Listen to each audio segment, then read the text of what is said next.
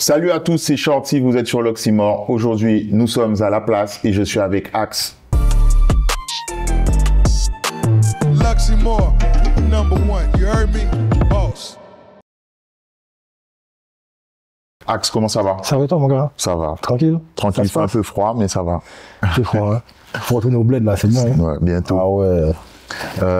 On te connaît surtout pour avoir été producteur de Titoff. Tu as accompagné pas mal d'artistes, tu vas nous en parler. Et justement, aujourd'hui, on se voit dans le cadre de la promo de ta compilation à venir. Elle est en train d'être terminée au moment où on tourne. Mais avant qu'on en parle, comment tu as commencé? C'est quoi tes premiers contacts avec la musique? Les premiers contacts avec la musique, je crois que c'est les disques des parents, tu connais. Hein? Il y avait la daronne qui écoutait un peu, je sais pas, Notre-Dame de Paris, Attendre, et j'ai saigné de ouf. Plutôt variété. Ouais, de ouf. Enfin, côté daronne, c'était plutôt variété et puis musique traditionnelle. Et le daron compas à mort, compas, tu vois. Donc, premières influences vraiment de la musique, c'est ça, tu vois. Après, le daron était disjockey à l'époque, il avait une boîte de nuit et tout. Donc, c'est par les vinyles. C'était quelle boîte? Ça s'appelait le Sweetie à l'époque. D'accord. Que j'ai pas connu vraiment, j'ai connu mais j'étais vraiment petit, tu vois. Mais c'était une des premières boîtes à m'enseigner, tu vois. Donc c'était déjà, tu vois, un avant-gardiste sur ce truc-là, tu vois. Donc j'ai grandi un peu avec ça, la musique, c'était vraiment été tout le temps présent. Comme je te dis, chez le daron il écoutait en boucle, il achetait des derniers matos, des dernières enseignes, faut que ça joue comme ça, faut que ce soit assis. Donc ouais, depuis petit c'était ça en vrai. Donc tu étais déjà équipé ou peut-être vers collège, lycée, toi-même tu as eu envie d'en faire un peu? Non, rien frère. Rien du tout. J'ai pas chanté. Les platines, enchaîner les sons. J'ai rien fait. En fait la musique ça arrivait vraiment longtemps après, tu vois. Ok. Ça descend en grandissant. J'ai rencontré des petits jeunes du quartier, tu vois, les petits jeunes du quartier, même un autre petit jeune qui s'appelait Headphone aussi à l'époque. Et il kiffait ma mentalité, il me disait ouais mais vas-y suis-moi, faut pas le moi au studio, tout comme ça, tu vois. Et après, j'ai kiffé ça, tu vois. Mais après, je te dis, ça c'était longtemps après le truc du daron, tout ça, la daron et tout. Ça c'est vraiment grandissant. Ouais, quand j'ai fait mon premier truc de studio avec les petits, en vrai, quand je les emmenais au studio, etc., je l'accompagnais. Et j'ai commencé à kiffer, tu vois.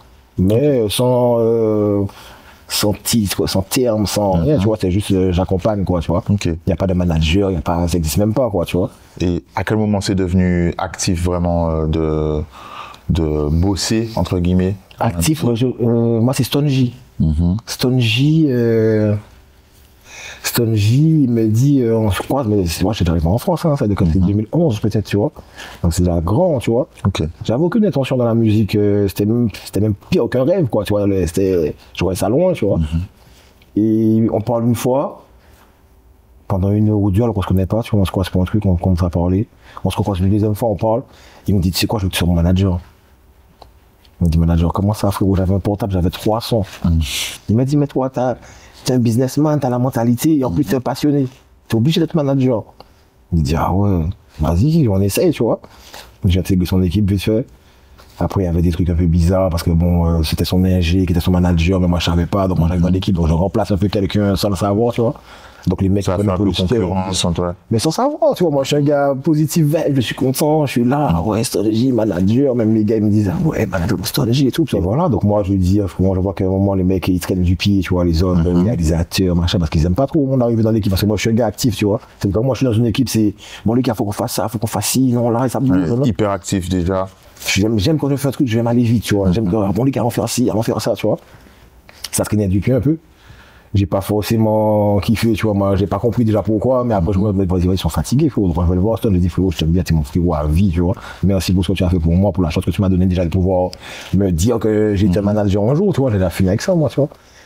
Et ça a duré combien de temps? Est-ce que tu as eu le temps d'apprendre, de te former? Tu sais, moi j'apprends tout le temps. C'est-à-dire que là déjà j'apprends une base que bon, le manager ça peut faire des appels, ça doit faire ci, ça doit gérer ci, etc. Tu vois. À ce moment-là, je suis retombé en mode, pas retombé, je suis revenu en mode à la base, tu vois. Je me suis dit, bon, manager c'est bien, mais il faut connaître en fait, tu vois. Parce que tu vas au studio, tu sais pas ce qui se passe. Ouais. En fait. Donc là, tu t'es formé à la technique sur ton matos. Je me suis formé tout de A à Z, tu vois. C'est-à-dire que j'ai commencé à enregistrer des sons. Enregistrer, à l'époque, les premiers sons qui sont venus, c'était Stone, il venait, par exemple, ton petit Woo, il est venu, mais c'est à la maison, chez moi, 23 mètres carrés, dans mon studio, j'avais un studio, quoi, tu vois. C'est Push, Sati, Meryl, elle est passée aussi à l'époque, au début, quand elle venait. Donc c'était à Montpellier, je sais pas si on a précisé. C'était à Montpellier, ouais. Montpellier, ça c'est 2000. Ouais, 2013. Montpellier, 2013. Je commence à faire un peu ça et voilà, je commence à enregistrer. Là, je passe au moins 2-3 ans dans l'ombre, okay. dans le silence. Mais tu te formes. Ouais. C'est-à-dire tu apprends, tu maîtrises. Autodidacte, fort. Ok. Je me forme, genre, mais c'est un kiff. Hein. Comme je te dis, moi, je kiffe. À la base, je sais même pas c'est quoi ingénieur son vraiment. Je sais pas c'est quoi un DA. Je sais pas c'est quoi. Il n'y a pas de mots à l'époque, tu vois. C'est juste. Vas-y, viens, on enregistre un son, tu vois. Mais j'ai jamais enregistré des gens pour en mode, viens, vas-y, tu me payes, tu enregistres un son, tu vois, à l'époque, hein, je t'en parle là. Ok. Et du coup, est-ce que c'est comme ça que tu rencontres Titoff? C'est quoi l'étape d'après? À quel moment ça se professionnalise? À quel moment tu te dis, je vais faire du business, quoi? Je fais un son avec Kato, Push, des pilotes, et Kato. Kato, il vient à la maison, il check C et tout, et ils font un premier son comme ça, tu vois, au studio, tu vois. Voilà, son, je me dis, waouh, Push, Kato, puis à la base, comme je te dis, le côté de DA, je l'avais déjà, mais c'est difficile de l'exploiter avec des artistes comme ça. Parce qu'en fait, à la base, eux, ils sont connus déjà, entre guillemets, tu vois. Ouais. Donc, moi c'est mon pote, donc on le connaît depuis le collège, tu vois. Okay. C'est mon ami et tout. Donc, quand moi, je lui dis, ouais, mais ça, comme ça. Elle me dit, ouais, mais t'inquiète, je peux le faire, mais c'est comme ma façon, tu vois. Une fois, deux fois, c'est normal, tu vois. Le mec, il a déjà sa sauce mange, donc c'est difficile. Et là, le premier morceau, on a vraiment la chance de m'exprimer en tant que DA, c'est-à-dire, vas-y, on t'écoute, on te suit. C'est lui, tu vois. Ils sont revenus à la maison le lendemain, faire des bacs et tout. J'ai dit, les gars, non, le morceau, en vrai, je sais pas, quoi, tu vois. Je sais pas, parce que vous deux, sur un son, gang encore, on tire, on machin, je sais pas, tu vois. Alors, faut changer. Qu'est-ce que tu proposes? J'ai mis l'instru. Catherine me regarde et me dit, mais frérot, je suis un gangster, frère, je chante pas de zouk, moi, frérot. J'ai dit, mais c'est ça qui est bien, frérot. C'est parce que justement, c'est là qu'on entend des gangsters. T'as connu la rue, mais c'est pas tous les jours beau. C'est pas tous les jours on est content d'être dans la rue. Des fois, t'as en prison. C'est pas beau tous les jours. T'as fait ici, c'est pas beau. Mais faut le dire aux petits aussi. C'est pas que dire c'est bien, machin, mais faut dire les côtés qui sont plus durs. Il me dit, ouais, il m'a dit, vas-y, je te suis. Fond. Vas-y, on pose le son. Après ça, dingue, les mecs, ils sont 4 ou même premier choqués. Ils viennent me voir, mais c'est. Parce que, respect, je pensais même pas que j'allais faire un son. Là, le son a fonctionné. Ben, à l'époque, ouais, tu vois. Aujourd'hui, ça a fait quoi, 400, 500 000 vues, je sais pas. C'est pas grand chose, mais à l'époque, c'est énorme, tu vois. Surtout au morceau chantier, en mode très cloud, tu vois. C'est pas du tout leur ADN de base, tu vois. Donc, quand eux-mêmes ils voient ça, il y a un truc, et que c'est par rapport à ça, justement, je crois que c'est Kato qui part à Toulouse. Il fait écouter le premier son à Toff en mode gang, tu vois. Lui, il est plus fier de ce morceau-là, c'est son ADN, tu vois. Toff lui dit, ouais, c'est cool, le morceau, il est sympa. Et après, il dit, ouais, on a fait notre truc avec le mec du studio, mais tu connais et tout, je suis pas sûr. Et maintenant, je l'avais déjà vu avant. Toff, je l'avais vu, pourquoi? Je l'ai vu en 2016, je crois. Il passait pour un événement, et moi, des petits wafs à moi, il m'avait montré son premier clip. Okay. Pas tout seul. Quand j'ai vu ça, claque dans la gueule d'entrée, je me dis, ouais, lui, il est trop chaud. Mais sans plus, tu vois. Les mecs, ils viennent me voir, me disent, hey, tu vois le caca avec qui il fait là, il est à Montpellier, là, il est venu pour un événement, je sais pas, la BMC, okay. Pour lui, pour s'amuser, c'était des détails connus, il n'avait rien fait, tu vois. Je dis, ah ouais, mais vas-y, passe le chercher, amène. Les mecs, ils arrivent, passent le chercher, ils le m'amènent et tout. Et nous, on parle, tu vois. Je lui dis, en plus, j'avais un son assez qui était venu déjà en 2000, donc il est venu en 2014, je crois. On avait posé un son, ça s'appelait Nef. Un polo Nef. En dessous de Nef, il a posé ce son-là. Et moi, j'ai dit à Toff, comme le son, il avait fuité un peu mystique sur YouTube, j'ai dit, c'est quoi, moi, je vois bien faire poser un couplet sur ce son-là, tu vois. Comme ça, quand le son, il va sortir, les gens vont dire, c'est un truc en plus aussi. C'est bien, tu vois. Il me dit, mais je connais le son par cœur, frérot. C'est pas vrai, ce son-là. Il m'a dit, moi, je pensais que tu allais me parler d'un petit A3, que personne ne connaît, tu me parles de ses fous. C'est comme si c'est limite, c'est les grands par rapport à lui, tu vois. Il me dit, vas-y, chaud, tu vois. Et après, ça prend du temps pour suivre parce que c'est quand il est revenu, après, s'il revient après, il est sorti de prison et tout, après, il revient, tu vois. Et quand il revient, il me dit, ouais, mais frérot, ce sont là, tous les gars veulent poser dessus. Il y a un tel qui veut poser dessus, il y a un tel qui veut poser dessus. Si je leur dis non, maintenant, ils vont voir ça bizarre, tu vois. Ils vont me dire, ouais, je leur dis non pour faire poser un petit qui vient d'arriver, on le connaît pas, tu vois. Donc, ça prend un peu plus de temps pour que ça se fasse et tout. Donc, je le perds un peu de vue, pendant peut-être 1 an, carrément, tu vois. Okay. Et c'est quand Kato, il va là-bas et tout, il lui fait écouter le deuxième son, il dit, quoi? C'est toi, ça? Là, il m'appelle, il me dit, frérot, tu vois ce que t'as fait avec Kato, là? Faut que tu fasses avec moi. Si tu fais ça avec moi, c'est fini. Okay. Le premier son qu'on fait, on fait Malade. Malade qui est le premier son de sa page officielle, là. Et c'est le premier son de Titoff qui fait millions de vues. C'est moi qui l'ai enregistré, clippé, c'est moi qui ai tout fait, tu vois. Après, j'ai fait des clips aussi. À la DA aussi, donc tu as conseillé sur certaines vibes, certains trucs. Ben ouais, de toute façon, moi, je suis obligé. Tu vas jusqu'au top line et tout ça, ou? Ouais. Mais pas avec lui, tu vois, lui il fait ses top. Okay. Mais Toff, c'est un top liner. Lui-même, c'est un top liner, tu vois. Après, comme je t'ai dit, lui et moi, c'était différent parce qu'on a lié à travers le temps. C'est plus que de la musique, tu vois. C'est vraiment mon frère, tu vois, c'est mon petit frère. Il connaît ma mère, je connais sa mère. Du coup, du point de vue business, professionnel, est-ce que tu peux nous parler de ça? À quel moment ça s'est professionnalisé? Parce que Titoff, dès 2020 ou même un peu avant, ben là, ça a vraiment commencé à parler signature. Et c'était des moves importants, en tout cas pour les artistes martiniquais, antillais en général. Est-ce que tu peux nous parler de ça, justement? À quel moment ça s'est devenu sérieux, entre guillemets, tu vois? Ben, je pense que c'était déjà sérieux parce que tu sais, même avant qu'on parle de signature et tout, parce que lui et moi, on s'est connectés en mode vraiment après Malade, on a commencé vraiment à bosser ensemble, tu vois. Non, vraiment, après Malade, on fait Malade, et lui, moi je suis à Montpellier, lui il est à Toulouse. Donc c'est pas facile de travailler vraiment comme ça, tu vois. Et moi je lui dis, je sais pas si je lui dis ou machin, en fait il y a des frigos à nous, Suède, à Toulouse, tu vois.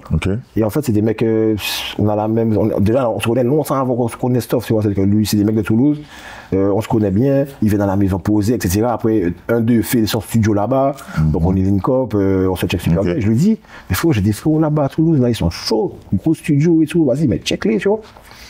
Donc ça c'est l'album Midi Minuit. Il a fait un projet appelé Midi Minuit, je crois. C'est là où il y a Tikim et tout. Donc Malade, c'est le premier son qu'on pose du projet. Et en fait, la fin du projet, il le pose là-bas. Mais moi, au loin, écoute ce son-là, ouais, ça c'est bien, ça c'est lui qui va marcher, lui c'est. Là, je des conseils, mais plus au loin, tu vois. Donc ils sont sur ce projet-là. Et c'est après ce projet-là qu'on se projette sur un album. Lui et moi, par exemple, tu vois. On part sur un album d'un bon petit EP qui s'appelle. Rien à perdre. Un EP qui s'appelle Rien à perdre, il y a 6 EP déjà à l'époque, hein, c'est pas encore commun vraiment, tu vois. Un petit EP, quoi, 6 titres. Rien à perdre.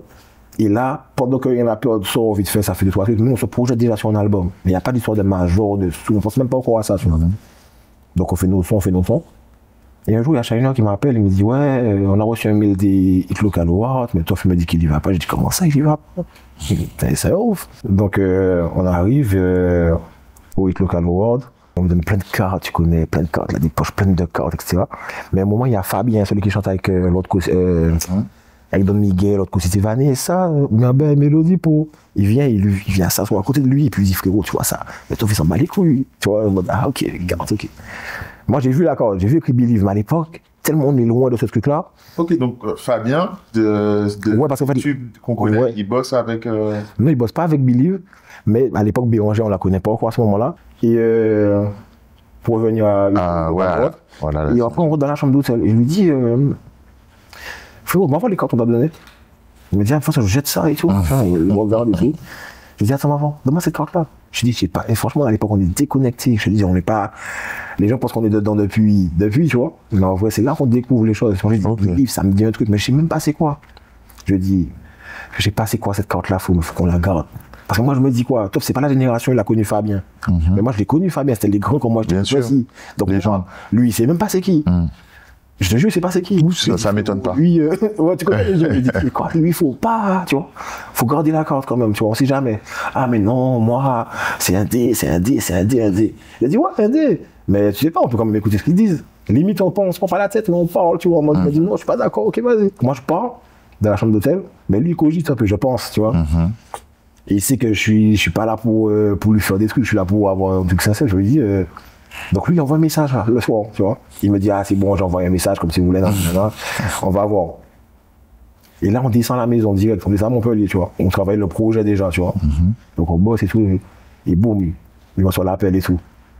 Il me dit, ouais, mais frérot, ces gens-là, ils vont vous poser quoi ça, moi, ça m'intéresse pas. Là. Je dis, mais on sait pas, c'est des majors. Demain, tu te proposes un vrai billet, tu sais pas, major. On reçoit l'appel. Choqué, tu vois, rendez-vous se venir. Nous d'abord rendez-vous sur Paris avec Believe et tout. Mais on arrive à Believe à l'époque, inconnu de tout le monde, tu vois. Même le boss, Henri, il est même pas sur notre gueule. Tous les rendez-vous, sur son ordi, tu vois. C'est Béranger en voit qui pousse. En fait, c'est Béranger qui nous voulait. C'est pas Believe qui nous voulait. Et elle avait kiffé au hit local, elle avait déjà suivi sur Internet. Je sais pas, je veux pas dire de bêtises, mais je crois qu'elle a découvert au hit local et quand elle est allée voir ce qui se faisait, je pense pas qu'elle le connaissait avant. Peut-être que je me trompe, tu vois. Mais tu vois, comme la même façon que c'est pas Believe qui voulait de nous, c'est Béranger. Donc en fait, nous, on n'est pas avec Believe, on est avec Béranger en soi. En vrai, donc on est avec Béranger. Moi, je parle avec Henri, moi, tu vois, pour des trucs, etc. Même après, tu vois, pas, au début, même, je vois qu'il n'écoute pas le son, je dis, tu vois. Vraiment, on découvre un peu le monde major, etc. Tu vois, les mecs, c'est des chiffres, tu vois. Et eux, ils étaient déjà, du coup, enfin, Bérangère, du coup, vous a proposé quelque chose direct. Ouais, ben, on a fait le premier rendez-vous. Quand on redescend à Montpellier, je te dis, là, on reçoit l'appel, machin. Ouais, choqué de ce qu'on nous propose. À l'époque, tu vois, on est des jeunes, on sort de loin, frère, 8000 km.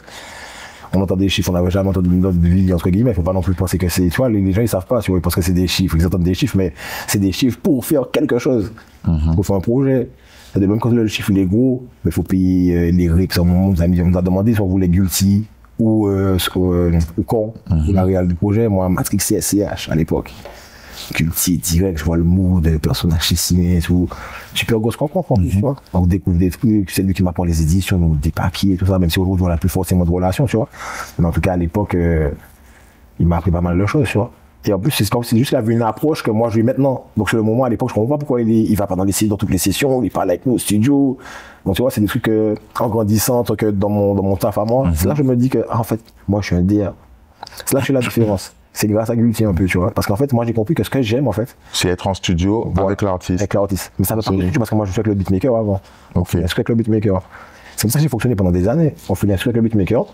J'ai vu ça, comme ça, regarde, bref. Bam, bam, écoute ça, ouais, alors ça, non, rajoute ça, fais ci, fais ça. Parce que moi, je vois déjà l'artiste de ce style-là. Après l'artiste, je le ramène, je dis, ouais, je veux que tu fasses ça comme ça, bam, bam, bam, bam, bam. C'était ça plus la DA, tu vois. Donc, mon studio, je suis là, je suis beaucoup sur les paroles, beaucoup sur l'interprétation, beaucoup sur les flows, beaucoup sur les trucs variés. Avant, tu connais, on découpait tout. Ça, c'est refrain, ça, c'est machin, tu vois. On a fait ça pendant longtemps, tu vois.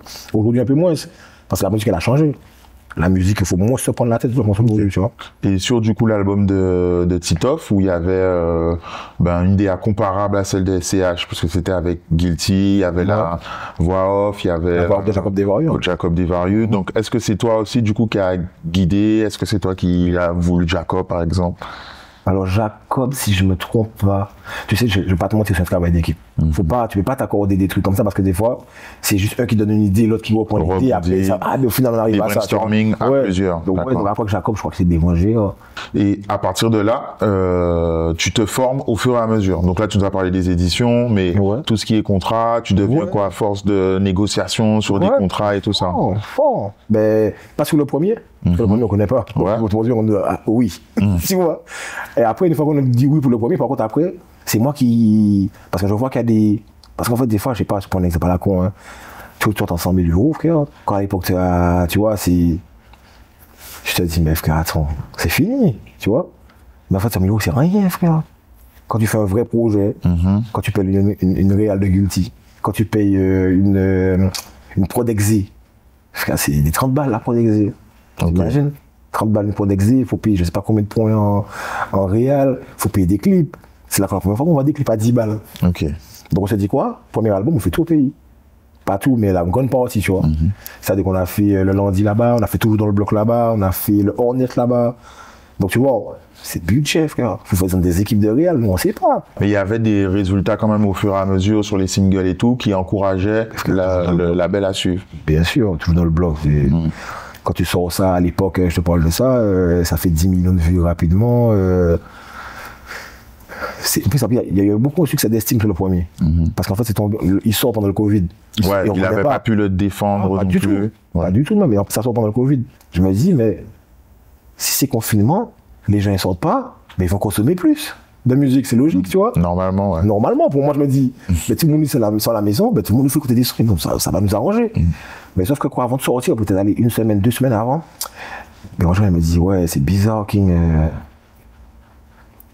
Les chiffres là, mais pas pour tout le monde. Oui, pour tout le monde, je me rappelle. On s'aperçoit qu'au final, la musique, elle parle 2 fois moins que hors Covid. Tout le monde était allé sur la vidéo, sur TikTok, Netflix. Sur les jeux vidéo. Ouais, de ouf. Donc tu vois, je me suis dit, ah ouais, tiens, gris. Donc on n'a pas fait un score de ouf. Mais succès d'estime parce que il est passé du. Ah, c'est le Timal là qui fait du rap. Ah, c'est le rappeur français d'origine antillaise. C'est chaud, tu vois. Et justement, Titoff, il a quand même cette particularité de rapper pas mal en français. Ouais. C'est des choix, c'est des stratégies, c'est dans la DA justement. Zéro stratégie. C'est comme il le sent, lui. On est des bousillés de rap français, lui et moi, de base. T'imagines, t'as que des gros feats, l'album il est quali, pour toi. Après, avec le recul, c'est facile de dire on aurait dû. Enfin, tout le monde fait ça, tu vois. Même les gens qui viennent te voir, ouais, mais vous avez fait ça, vous avez mis trop, Ah ouais, mais frérot, toi tu le dis parce que tu as le recul, tu n'es pas dedans. Quand tu es sur le moment, tu peux avoir un fête avec gaz, un fête avec quelqu'un, tu vas dire non, on va regarder pour après. C'est pas vrai, frérot, ça passe comme ça dans le game. Et par la suite, du coup, après, il me semble, je sais plus exactement, mais il y a eu quand même des changements de label et tout ça. Et là, c'est toi qui pilotes. C'est toi là, un peu plus que la première, que la deuxième fois, mais toujours avec Béranger, tu vois. Parce que comme je t'ai dit, à travers toute cette aventure-là, en tout cas, c'est vraiment une famille aujourd'hui. Et du coup, Titoff a eu ses problèmes judiciaires. Donc du coup, ça a été un coup d'arrêt pour toi, visiblement. Ben, tu sais, les gens pensent beaucoup que c'est jamais été très visible, tu vois, jamais fait mis en avant. Mais comme avec Titoff, on me voyait plus, parce que Titoff, il prenait beaucoup de lumière, donc évidemment, même si toi, tu veux pas te faire voir, on te voit quand même, tu vois. Mais j'ai toujours travaillé avec tout le monde. J'étais DA sur Tennessee pendant combien de temps? J'étais DA sur Evie, j'ai produit déjà. Sati, pour Big Up, c'est la famille. C'est Push, Kato, même j'ai produit des rappeurs français, RFZ, Bayek. Donc, comme je t'ai dit, j'ai toujours travaillé avec tout le monde, tu vois. Mais avec tout le game quasiment. Tu vois sur le projet, tous les mecs que tu vois sur le projet, bon, allez, à part peut-être deux ou trois, c'est des mecs avec qui je bosse régulièrement. Avec qui j'ai fait des X-Men, j'ai fait Baby Halo avec X-Men. À la DA. Ouais. Fort. J'ai fait le premier son, un des premiers sons que je fais Kima, c'est Oh Baby. Donc après tout le reste, tu vois, j'ai tout le dernier projet de Kima, c'est moi qui l'ai enregistré carrément, alors que je n'enregistre plus, tu vois, depuis des années. Mais c'est moi qui l'ai enregistré lui spécialement. Donc il y a beaucoup de tubes, on ne sait pas, mais en fait tu es derrière à la DA. De ouf. De ouf. Après, comme je t'ai dit, tu vois, maintenant, ça dépend comment tu te places, tu vois. En tant qu'artiste, ça peut être juste une aide, tu vois. Mais c'est ça, c'est de l'implication, c'est ouais, mais ça, je vois ça comme ça, des trucs comme ça, tu vois. J'ai fait, je pense, le projet, il y a Kittensi, j'ai fait moins, il y a Evil, j'ai fait beaucoup, il y a CTP, c'est des trois petits jeunes à moi, trois petits jeunes que j'ai produits, Creamy, Trippy P1, qui était dans mon roster aussi à la fin, là, avant que j'arrête et tout. Donc, comme je te dis, tous les mecs que tu vois sur le projet, pratiquement, je travaille avec eux. Tu vois. Du coup, tu as commencé à en parler. Qu'est-ce qui t'amène à cette compilation? Est-ce qu'il y a un nom déjà au moment où on parle en tout? Bon, je le dis, on sait jamais, mais normalement c'est business class. D'accord. Tu connais des fois, on peut tellement changer de tout. Mais il y a aussi avec Jayana d'ailleurs, tu vois. Gros big up à lui aussi. De toute façon, gros big up à tous ceux qui sont sur le projet. Tu vois, sur le projet, il n'y a aucun faux semblant. Tu connais la musique, c'est compliqué. La musique, on ne peut pas s'entendre avec tout le monde et tout. Moi, je te le dis, tous les mecs que tu vois sur mon projet, c'est des gens que j'apprécie. Il n'y a personne sur mon projet, je me dis, je vais faire l'hypocrite, aller le voir, franchement, tu vois, de A à Z. Par rapport aux stats ou quoi? Il n'y a pas ça. Et même les gars qui font des stats, pour montrer que moi, je dis, vas-y, on fait un truc qui n'a rien à voir avec ce que tu fais d'habitude. Tu ne pas pour aller chercher ta base fan, pour aller exploser le truc. Moi, je ne suis pas là pour faire ça. J'allais te poser justement cette question. Quand j'ai vu les titres, quand j'ai écouté, j'ai trouvé que la compile était plutôt posée. Justement, là où tu aurais pu avoir des bangers, trap, etc. Bien sûr. Donc c'est volontaire. Bien sûr. Déjà, à la base, c'est une question de mood aussi. Moi, à la base, je fais ce projet-là parce que moi, je perds mon père en octobre. Tu vois. Et mon père, tout le temps, depuis que je suis petit, j'entends répéter. Ouais, j'arrive jamais à m'arriver au bout de mes projets, j'arrive jamais à m'arriver au bout. C'est même pour le prouver à lui aussi, non, tu vois, on va le faire, tu vois. Donc moi, je me suis dit quoi, quand je rentre de ça, je descends au bled pour l'enterrement et tout. Quand je vois moi, je me dis non, j'ai ce projet depuis longtemps. À la base, j'ai fait ce projet-là avec Fifou et Gulti. D'accord, en 2019 ou 2020. Tu vois, depuis longtemps. Donc ça a traîné, ça t'a motivé à finir quelque chose. Ça même a commencé carrément. J'ai commencé en octobre, je l'ai fait. D'accord, t'avais pas encore... j'avais rien. J'avais aucun son. Ça fait le projet, je parlais avec tout le monde, ouais, je fais mon projet, je te veux dessus. Mais ça fait des années que je dis ça, tu vois. Il y a même des mecs que j'ai même pas pu voir parce qu'ils sont bled, etc. Donc j'ai pas pu les mettre dessus, mais on va faire d'autres choses après, tu vois. Donc sur le moment, je me suis dit quoi, vas-y. En off, on avait pu discuter et à un moment, en tout cas, tu voulais plus faire de musique. Ouais, fort. Ça m'a affecté parce que, comme je te dis, naturellement, c'est humain. Moi, je ne fais pas de musique s'il n'y a pas d'humain. Musique business, en vrai, j'ai jamais vraiment trop fait ça. Tu vois. S'il n'y a pas d'humain, j'arrive pas, tu vois. Donc, ça m'a affecté parce que déjà tu perds beaucoup de contrats. Pas forcément moi en direct, mais tu sais, il y avait un reportage par exemple de Caracon, tu vois, c'est un reportage. Quand tu perds ça, tu sais que ça va avec l'album. Et bien si moi ça avait fait ce scroll aujourd'hui, je suis sûr que l'album qui était autour de ça, c'était fini, je crois. Et du coup, tu étais encore à la DA sur ce morceau? Ouais, ce morceau, ouais, fort. Mais à la base, c'est moi qui check Skunk. Sur les réseaux, ouais, frérot, j'ai besoin de trap chata hybride, de un hybride pour Titoff, etc. Il m'a dit, ah ouais, je suis chaud, frérot. Je dis, vas-y, tu viens en France bientôt, ouais, je vais venir bientôt et tout. Quand t'es là, dis-moi. Vas-y, il arrive, Toi, ça fait des années que je parle de Chata. Des années. Il me dit, ah, frérot, Chata, tu connais. Je dis, ouais, je sais, mais toi, t'es technique. Quand on va faire du Chata, ça va pas être un Chata bête. Parce qu'en fait, moi, ce qui me dérange le Chata, depuis l'époque, c'est pas l'instru, c'est les paroles des mecs qui font du Chata. La simplicité du texte par rapport à ce que tu vois du... Ben non, on fait du rap, frère. C'est même pas de la simplicité, ça. Frère, moi, je suis en 6e, j'écris du Chata pour toi, tranquille, frère. En 6e. T'as vu ce qu'ils font? À l'époque, en plus, surtout. Non. Tu vois, on est contre. On était dans le dancehall revendicateur. Reggae, tout ça, on a des messages à passer. Les mecs, ils avaient du Chata. On peut pas être d'accord avec ça. C'est pour ça qu'après, les gens ne comprennent pas. Ah, mais vous avez boycotté le Chata. Ouais, mais il y a des raisons. Pepsi a fait une vidéo là-dessus, là, pour expliquer l'évolution et justement qu'il y a plein de gens qui étaient anti. Moi, j'étais anti-Chata. Ils sont convaincus aujourd'hui. Faut que j'attende, je suis content quand c'est bien fait. Tu vois, un mec comme X-Men, un mec comme Tidedonia, c'est des mecs qui vont chercher des lyrics, ils vont être techniques sur du Chata. Quand ils t'offrent sur un Chata, tu vois la différence tout de suite. Quand un Leto qui est un rappeur rentre sur du Chata, tu le vois. Et du coup, en 2023, tu avais anticipé en tout cas que ça... Ça allait péter. Bon, même avant. Je te dis depuis 2000. Ouais, c'était le temps de convaincre aussi, Tito. Ouais, mais pas que lui. Même quand je disais Evil 3, il faut que tu poses sur Skinny Bad, un truc comme ça, parce que... Waouh, frérot, moi, t'es le sol. Il y en a plein comme ça, tu vois. Mais au final, on l'a fait, tu vois. Pour revenir sur le projet, il y a l'aspect composition. Comment tu as travaillé, puisque tu nous as parlé un peu de réalisation des clips, de la DA. Ouais. Et pour les instrus, tu as touché aussi un peu ou ben les instrus, c'est comme si moi, j'ai le cerveau, j'ai pas les mains. Ok. C'est-à-dire que moi, j'ai besoin de mains. Donc tu vois, j'ai mes compos avec qui je m'entends bien, j'ai une équipe avec qui je bosse, tu vois. Par exemple, j'ai commencé pour tu m'as dit c'est très calme le projet. Parce qu'au début, comme je te dis, moi je ressors dans un mood de, tu vois, entièrement, etc. Donc moi, dans mon mood, je suis en mode mélancolique à mort, tu vois. Donc et quand tu vois, ben, et si tu, je sais pas si tu as fait attention, mais c'est évolutif. Ça monte un peu, je trouve. Ça monte constamment, sauf à la fin, le dernier redescend, mais ça monte tout le temps. C'est-à-dire que tu vas passer de Tito, Kima, qui est vraiment en mode intro, mélancolique, etc. En fait, ça s'éclaircit à travers le projet. Et ce que je voulais, c'est, en fait, ma DA change tous les jours. Même sur un projet à Toff ou à n'importe qui, je peux te dire un truc aujourd'hui, demain je te dis le contraire. Parce que moi, ça change en fonction du temps, en fonction de ce qui se passe, de tout ce qui a l'air du temps, on va dire, tu vois. Et moi, je commence le truc mélancolique, mais je me dis à un moment, je peux pas. Et puis même moi aussi, je retrouve un peu le sourire à travers certains trucs, tu vois. Donc, on kiffe, en vrai. Et comme je te dis, moi, ce projet-là, j'ai pas fait en mode calcul comme je les faisais tous mes trucs avant. Là, je l'ai fait en mode vas-y, on kiffe. J'ai envie de kiffer. J'ai envie de kiffer parce que je kiffe plus la musique. Tu vois, après tout ça, je kiffe plus. Et depuis des années, je kiffe plus la musique, tu vois. Et le projet, quand même, t'as kiffé? Le projet, j'ai kiffé parce que je l'ai pas fait avec j'ai retiré le côté business. Ok. J'ai pas de signature, je peux avoir, moi, je vais voir des majors, je dis le projet, je les connais, tu vois, en vrai. Je vais pas aller voir des majors. Donc là, tu vas le sortir full indé. Full indé. Parce que je le fais pour moi. Pas de clip, tous les clips, c'est en studio. Ok. Parce que je suis pas là pour. J'ai pas d'objectif de chiffre. Moi, je suis là parce que je kiffe. Ok. Et sur les compositions, donc les gars que tu connais t'envoyaient et tu sélectionnais à l'oreille. Des fois, on a fait le Kima, on a fait. Ah, tu dirigeais aussi sur la compo. Ben, c'est ça. Chaque morceau est différent.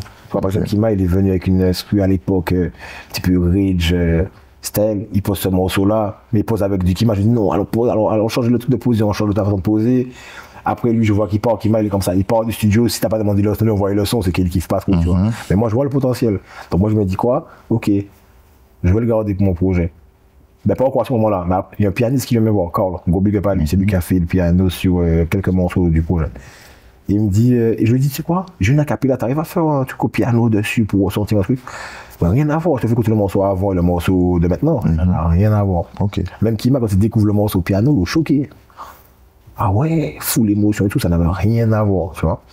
Donc, comme je te dis, chaque morceau est différent. Là, il a reposé ou c'est. Après, on a reposé. D'accord, ok. Parce qu'au départ, c'était pas sur la même instru, donc on entendait l'instru dans le casque, tu connais. Donc après, quand on a refait l'instru, après on a fait un truc qui me. Rajouter de l'interprétation. Ouais, fort. Ok. Fort. Donc, chaque morceau est différent, tu vois. Par exemple, je sais pas, Young Cheng, Jayana, etc. Je sais ce que je veux faire avec eux. Ok. Chaque session que j'ai faite, dès la première instru, ça a validé. Ok. Parce que moi, je fais mon travail de recherche, je vais faire ça comme ça, je vois. Et les mecs, ils me connaissent.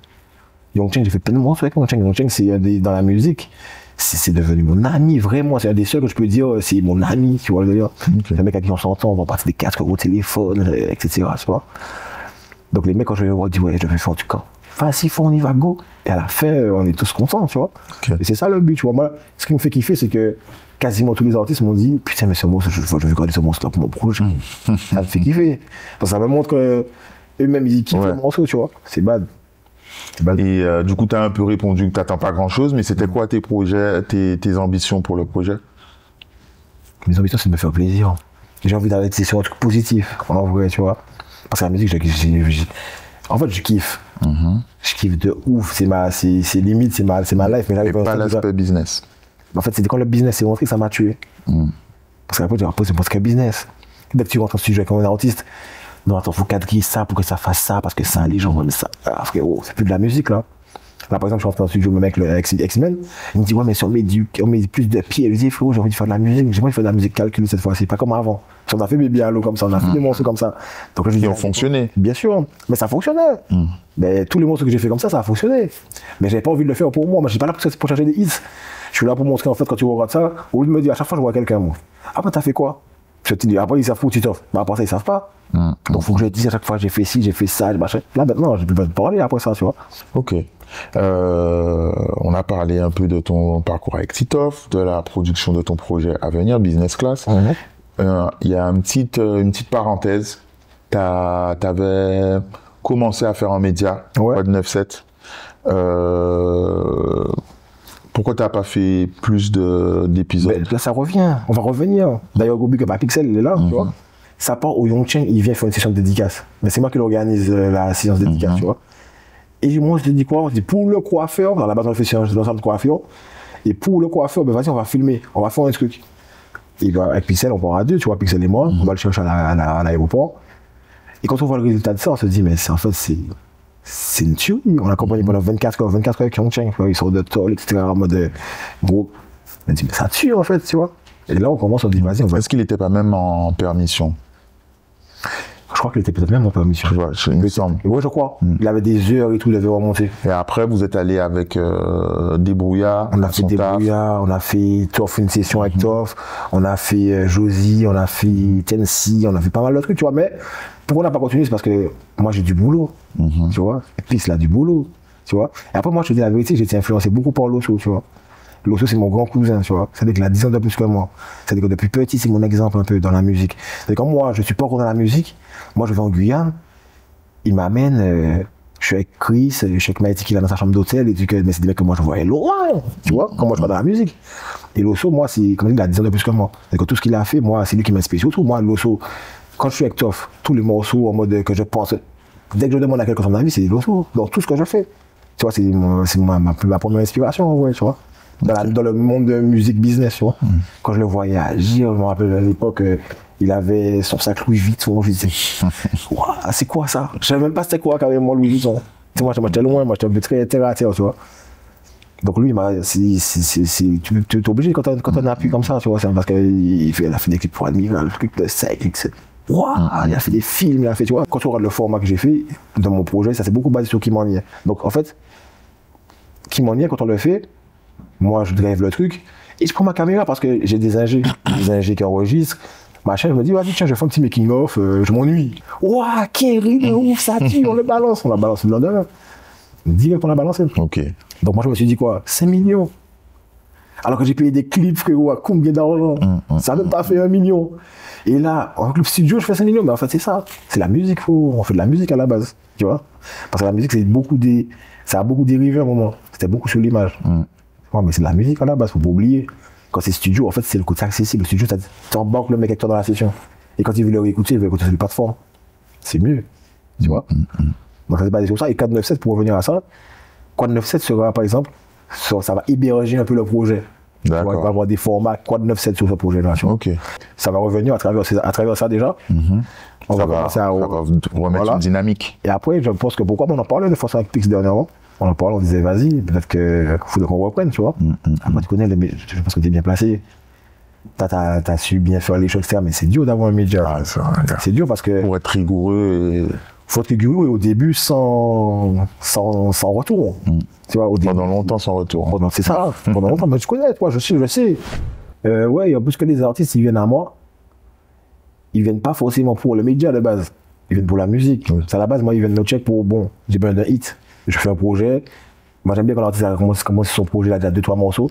Et moi, ce qu'on va rechercher à faire le hit qui va se démarquer du truc, qui va essayer de faire, tu vois, qui va se taper, quoi, tu vois. Donc, pour se concentrer sur c'est un travail, hein. Pour faire un morceau en studio, c'est une prise de tête. Est-ce que tu vas penser à forcément avoir la caméra? Mais quand tu regardes, comme je te dis, ce projet-là, c'est un peu ça, tu vois. Ok. Parce que chaque session que je vais montrer, ben, je le montre en fait à la caméra. Donc, ça fait un format média un peu en quelque sorte, tu vois. Mais là, pour la suite, on va essayer de le reprendre. Mais comme je te dis, pour développer un média, ça prend du temps, c'est difficile, il faut trouver des partenaires, il faut trouver des services, il faut là. Le Pix, il a du taf, moi j'ai du taf. On va arrêter notre taf pour faire ça et au final, pour comment on vit après. Il a du taf avec nous déjà. Déjà. Tu vois, ouais. Donc c'est compliqué, tu vois. Ben yes. Axe, on a fait un peu le tour. Est-ce qu'il y a un truc que tu aurais aimé rajouter ou un petit message? Moi, big up à tout le monde, hein, tu connais. MCG, déjà, MCG, c'est une histoire. MCG, c'est des potes avec qui on s'est rassemblés pour faire MCG sans musique. Hein. Déjà, big up à eux, parce que c'est ceux qui donnent le nom de mon label après. Alors, c'est un groupe d'amis, tu vois. Big up à tous les flots qui m'ont soutenu depuis le début. La famille, surtout. Gros big up à Losso, gros big up à Pix. Gros big up à Giro, qui m'accompagne dans le projet. Béranger, à Vie, Shiner, pareil. Gros big up à tous les artistes qui ont participé, parce qu'il n'y a pas une seule personne qui a bégayé, il n'y a pas d'autre qui m'a dit, mais non, mais ils sont venus dès la première fois, je les ai appelés, tu vois. Donc, big up, tous les artistes qui sont sur le projet, c'est des artistes que je considère énormément, humainement déjà. Parce que je te dis, moi, il n'y a pas de musique sans humain, tu vois. Et voilà, moi, c'est big up à tout le monde, big up à tous ceux qui ont donné la force, big up l'Occident, big up tout le monde. Tu connais, on est ensemble, ça bouge pas. Ok. Ben, à bientôt, Axe. À très bientôt, même. Yes. Carrément, ouais. Luxymore, #1, you heard me? Boss.